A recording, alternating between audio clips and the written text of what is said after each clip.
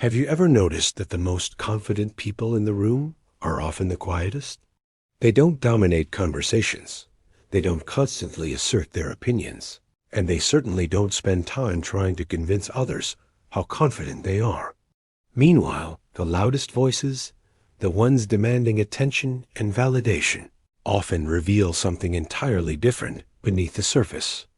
This is what psychologists call the confidence paradox, and understanding it will fundamentally change how you see power, influence, and human behavior. Imagine walking into a boardroom where a major decision is being made. There's always that one person who speaks first, speaks loudest, and seems to have an opinion about everything. They interrupt others. They emphasize their credentials. They make sure everyone knows their track record. Then there's another person, sitting calmly, listening intently, speaking only when they have something meaningful to add. When they do speak, the room goes quiet. People lean in.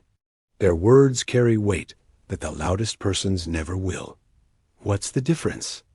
The loud person is performing confidence. The quiet person is embodying it. And this distinction isn't just semantic. It asks the difference between influence that is forced and influence that is earned, between respect that's demanded and respect that's given freely. The first thing to understand about real confidence is that it's not about what you project outward, it's about what you feel inward. True confidence is a state of internal security that makes external validation unnecessary. When you genuinely know your worth, you don't need to prove it to others. When you're secure in your abilities, you don't need to constantly showcase them. When you're comfortable with yourself, you don't need others to be comfortable with you for your self-esteem to remain intact. This creates what appears to be a paradox. The more confident you actually are, the less you feel compelled to display that confidence. The more secure you become, the less you need others to validate that security. The stronger your sense of self, the less you need to defend or promote it. This is why authentically confident people often appear humble, calm, and understated. They not hiding their confidence. They so comfortable with it that they do and feel the need to broadcast it. But here's where it gets fascinating from a psychological perspective. Our brains are wired to detect authenticity versus performance. We have evolved sophisticated mechanisms for reading beneath surface, behaviors to understand true intentions and emotional states. When someone is performing confidence, trying to convince others and themselves of their worth, we unconsciously pick up on the incongruence. The body language doesn't quite match the words. The energy feels forced. The timing seems calculated. Something feels off, even if we can't articulate what. Conversely, when someone possesses genuine confidence, everything aligns.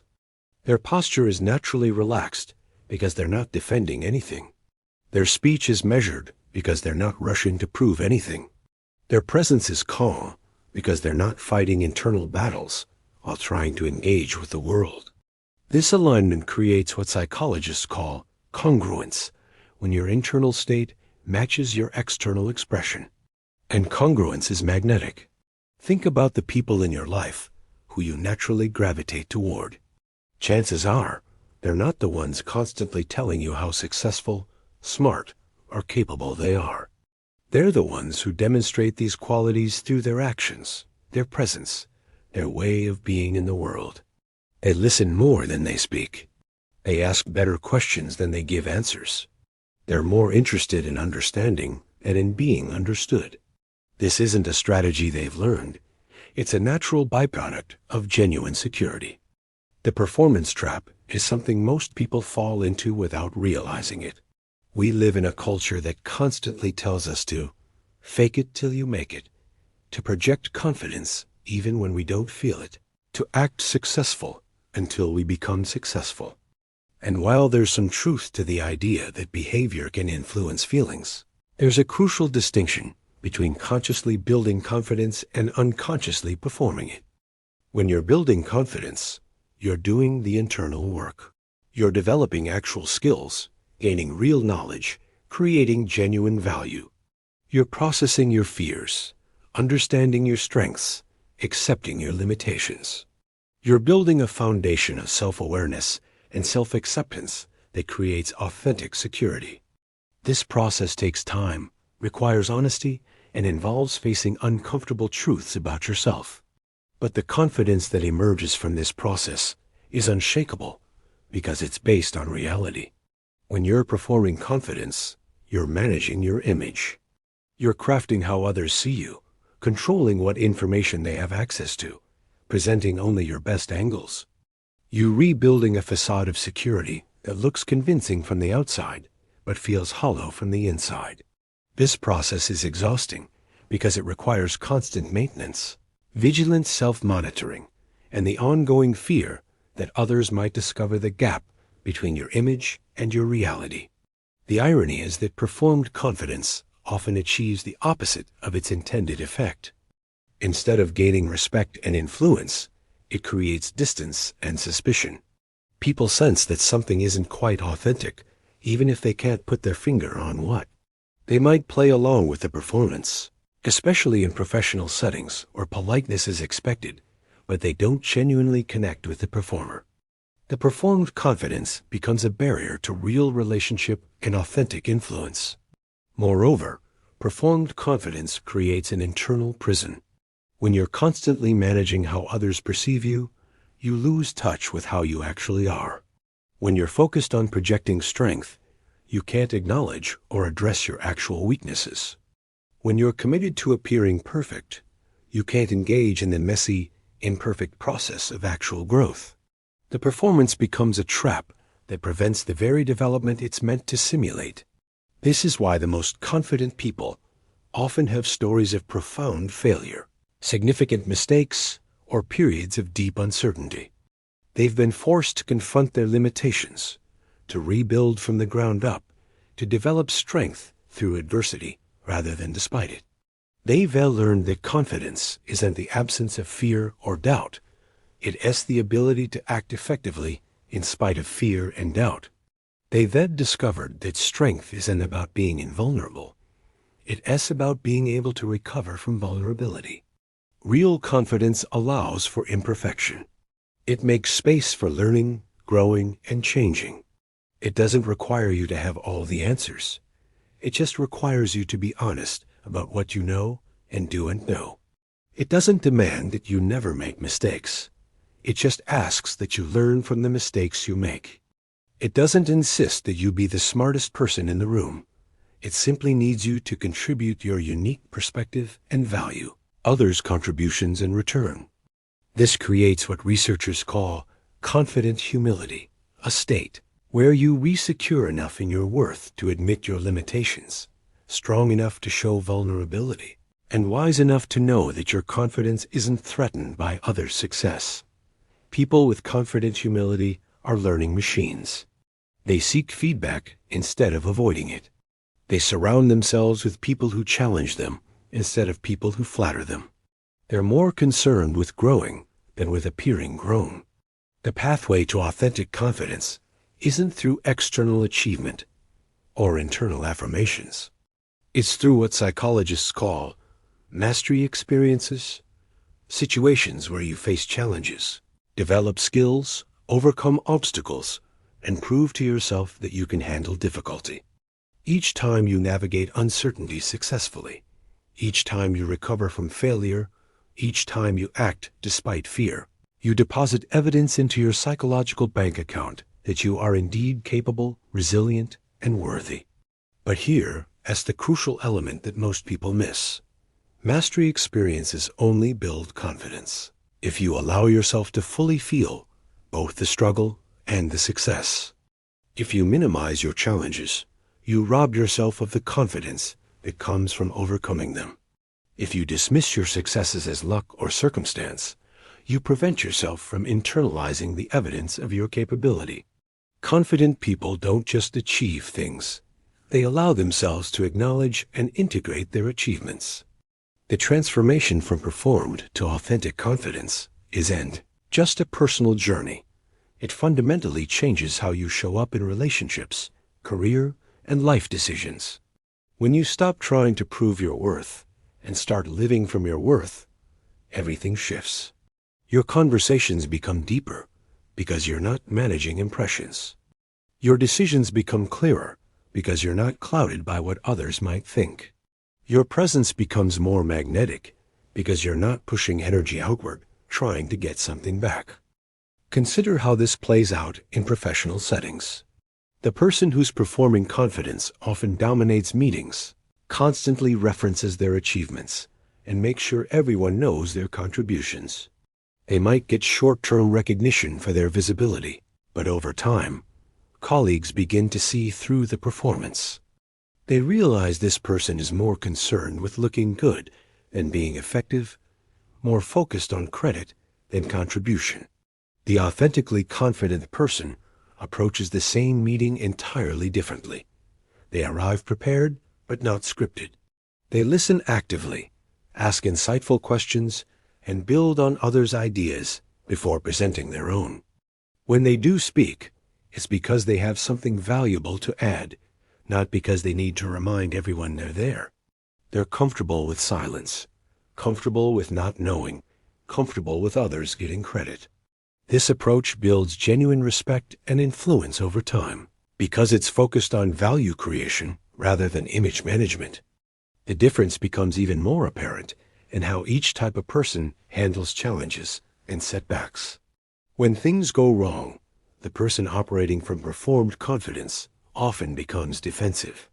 They blame external circumstances, point fingers at others, or work overtime to manage the narrative around what happened. Their energy goes into protecting their image rather than solving problems or learning from mistakes. The authentically confident person responds to challenges as information rather than threats. They ask what went wrong, what their role was in the problem, and what can be learned from the situation. They're quick to take responsibility and slow to take credit. They see setbacks as data points in a longer journey rather than definitive statements about their worth. This response not only helps them grow faster, but also builds tremendous credibility with others, who see them handling adversity with grace and wisdom. In personal relationships, the contrast is equally striking. Performed confidence often manifests as the need to be right, to have the last word, to win arguments rather than resolve conflicts. The person might keep score in relationships, constantly comparing their contributions to their partners, their success to their friends, their life to others' highlight reels. They struggle with genuine intimacy because intimacy requires vulnerability, and vulnerability feels dangerous when your confidence is based on appearing invulnerable. Authentic confidence allows for the messiness of real human connection. It makes space for disagreement without taking it personally, for your partner's success without feeling diminished, for friends' achievements without feeling competitive. When your security comes from internal sources rather than external validation, other people's wins can genuinely feel like wins for you too. You can celebrate without comparison, support without jealousy, love without keeping score. The ripple effects of authentic confidence extend into every area of decision-making. When you're operating from performed confidence, many of your choices are driven by how they'll look to others. You might take jobs for the title rather than the growth opportunity. Choose relationships that enhance your image rather than fulfill your heart. Make financial decisions based on what you can display rather than what you can afford. The constant question becomes, what will people think? Rather than, what's right for me? Authentic confidence shifts the decision-making criteria entirely.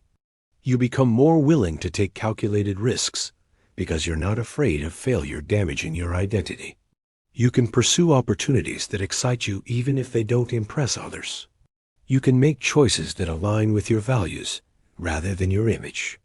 You can say no to things that don't serve you and yes to things that do, regardless of how those choices might be perceived by others. This shift often leads to what appears to be bold, courageous behavior, but from the inside, it doesn't feel bold at all. When you're not constrained by the need to maintain a particular image, when you're not paralyzed by the fear of what others might think, when you're not exhausted by the energy required to perform confidence. You simply have more resources available for actual living. You can take intelligent risks because you're not catastrophizing about failure. You can pursue meaningful goals because you're not distracted by impressive but empty achievements. The development of authentic confidence is not a destination, but an ongoing practice. It requires regular self-reflection, honest assessment of your motivations, and the willingness to course correct when you notice yourself slipping back into performance mode. It means regularly asking yourself whether you're acting from security or insecurity, whether you're creating value or managing image, whether you're growing or just trying to look grown. One of the most powerful practices for building authentic confidence is what psychologists call value-based living. This means identifying your core values, the principles that matter most to you, and using them as your primary decision-making criteria. When your choices are guided by your values rather than others' opinions, you develop what researchers call moral courage. You become willing to do the right thing even when it's difficult, to stand up for what matters even when it's unpopular, to be yourself even when it's inconvenient. Value-based living creates a different kind of confidence because it's not dependent on outcomes. Whether you succeed or fail at any particular endeavor, you can still feel good about yourself if you acted in alignment with your values. This doesn't mean you become indifferent to results. It means your sense of worth isn't entirely tied to results. You care about outcomes without being controlled by them. The practice also involves developing what psychologists call emotional granularity, the ability to identify and understand your emotional states with precision. Instead of just feeling bad or good, you learn to distinguish between disappointed and devastated, between excited and anxious, between confident and cocky. This emotional literacy allows you to respond to your feelings more skillfully rather than just reacting to them impulsively. When you can accurately identify that you're feeling insecure, for example, you can ask yourself what is driving that insecurity rather than immediately jumping into performance mode to cover it up. When you recognize that you're feeling genuinely confident about something, you can trust that feeling without needing to broadcast it to everyone around you. Emotional granularity gives you choice in how you respond to your internal experience. Another crucial element is developing what researchers call growth mindset, the belief that your abilities and intelligence can be developed through effort, learning, and persistence. When you truly believe you can grow and improve, failure becomes feedback rather than judgment. Challenges become opportunities rather than threats. Others' success becomes inspiration rather than intimidation. Growth mindset is the antithesis of performed confidence because it requires acknowledging that you don't know everything, can't do everything, and haven't achieved everything yet. But this acknowledgement, rather than weakening your confidence, actually strengthens it by making it more flexible and resilient. You become confident in your ability to figure things out rather than needing to appear like you've already figured everything out. The ultimate expression of authentic confidence is what we might call quiet power. It's the ability to influence without force, to lead without dominance, to be present without performing. People with quiet power don't need to be the loudest voice in the room because they trust that their contributions will be valued. They don't need to be the center of attention because their sense of worth isn't dependent on external validation. They don't need to win every argument because they're more interested in finding truth than being right. Quiet power is magnetic because it's so rare in a world full of performance and posturing. When you encounter someone who is genuinely secure, who doesn't need anything from you except authentic connection, who can hold space for your ideas without feeling threatened by them, it's refreshing and inspiring. These are the people we remember, the ones we trust, the ones we want to be around.